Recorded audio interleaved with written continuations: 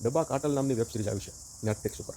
હવે ટિફિન સર્વિસમાં એ લોકો દાળ ભાત શાક રોટલી સિવાય બીજું ઘણું બધી પ્રોડક્ટ છે જે ડબ્બા સર્વિસમાં પ્રોવાઈડ કરે છે. કઈ કઈ પ્રોડક્ટ છે, ક્યાં તેના કનેક્શન છે, કઈ રીતે બધું આખી સર્વિસ ચાલે છે, એ બધું તમારે આ સિરીઝમાં જોવાનું છે.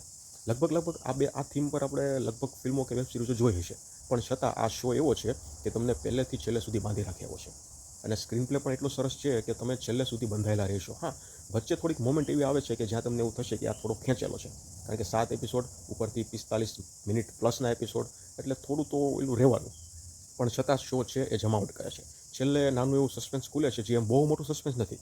આ સિરીઝમાં છે ને, આખી સિરીઝમાં તમને કહું તો મિસ્ટ્રી નથી, થ્રિલ છે.